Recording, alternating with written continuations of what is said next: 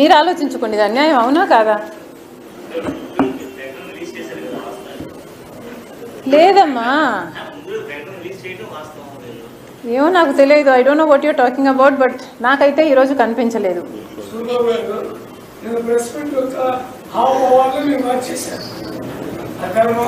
So నేను press meet పెట్టింది ఎందుకు? నేను అవినాష్ గురించి మాట్లాడడానికా? అదే ఎందుకు కవర్ చేశారంటున్నా నేను, అది నా కంటెన్షన్. ఇప్పుడు నేను ఎన్సీఎల్టీ గురించి మాట్లాడితే మీరు అదే కవర్ చేస్తారు. సో ఈసారి కనుక మీరు కవర్ చేయకపోతే పోలవరం, ఇంకొకసారి నేను మీరు అడిగిన ప్రశ్నలకి ఏది సమాధానం చెప్పను. డీలా? అటు చెప్పండి, నాకు డీల్ అని చెప్పండి. ఓకే, ఈనాడు ఎవరున్నారు ఇక్కడ? ఓకేనా? రేపు మీరు పోలవరం గురించి నన్ను కవర్ చేయకపోతే మీరు అడిగిన ప్రశ్నలకి ఇంకా నేను జీవితంలో సమాధానం చెప్పాను. TV5 ఎవరమ్మా? ఓకేనా? ABN ఎవరు? మిగతా వాళ్ళమ్మా? Everybody okay? RTV okay? Everybody is going to cover Polavaram. So నేను ప్రజల సమస్యల గురించి మాట్లాడితే మీరు కవర్ చేస్తారు అని నాకు మాట ఇస్తున్నారు. ఓకే, నేను ప్రజా సమస్యల గురించి ఎప్పుడు మాట్లాడినా మీరు నాకు కవరేజ్ ఇస్తున్నారు పోలవరంతో సహా. ఓకేనా?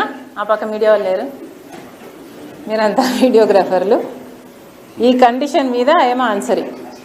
ఓకే, మీ ప్రశ్న ఏంటి? ఇందాక తల్లి చెల్లి మోసం చేశారని తీసుకున్నారు అంటే తప్ప తల్లికి చెల్లి మీద ఉన్న ఒక ప్రేమ తప్ప నా మీద ఏమీ లేదన్నట్టుగా దీని మీద నేను వచ్చి కూడా జగన్మోహన్ రెడ్డి గారు స్వయంగా MOUలో సంతకం పెట్టారు. తన చెల్లెలకి అంటే నా బిడ్డలకి ఈ ఆస్తులు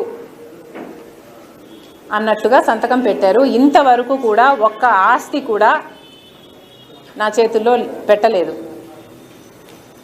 సరస్వతి సిమెంట్కు సంబంధించి MOUలో అది నా భాగానికి వచ్చింది కాబట్టి దాన్ని జగన్మోహన్ రెడ్డి గారు గిఫ్ట్ డీడ్ చేశాడు విజయమ్మ గారికి, నాకు కాదు. గిఫ్ట్ ఇచ్చేశాక షేర్స్ని ఇప్పుడు జగన్మోహన్ రెడ్డి గారు తల్లి మీదనే కేసు వేసి ఇచ్చిన షేర్లని నాకు మళ్ళీ వెనక్కి కావాలి అని అడుగుతున్నారు. ఇది జగన్మోహన్ రెడ్డి గారు ఆయన తల్లికి చేస్తున్న మోసం. జగన్మోహన్ రెడ్డి గారు నన్ను ఎఫెక్ట్ చేసే స్థాయి దాటిపోయారు. Jagan Reddy does not effect me anymore.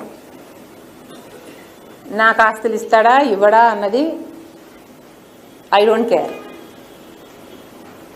కాకపోతే జగన్మోహన్ రెడ్డి గారు తల్లి మీద కేసు వేసిన వాడిగా మిగిలిపోతాడు. నా బిడ్డలకి, సొంత మేనల్లుడికి, సొంత మేనకోడలికి ద్రోహం చేసి వాళ్ళ ఆస్తులు లాక్కున్న వాడిగా మిగిలిపోతాడు. సొంత మేనల్లుడు మేనగోడల ఆస్తి కాజేయటానికి సుబ్బారెడ్డి లాంటి వాళ్ళ చేత ఎన్నైనా అబద్ధాలు చెప్పిస్తారు. సాయిరెడ్డి లాంటి వాళ్ళ చేత కూర్చోబెట్టుకొని ట్యూషన్ ఇచ్చి డిక్టేట్ చేసి మరీ ఎన్నైనా అబద్ధాలు చెప్పిస్తారు. ఇక జగన్ రెడ్డికి క్రెడిబిలిటీ ఉందో లేదో వైసీపీ వాళ్ళు ఆలోచన చేసుకో.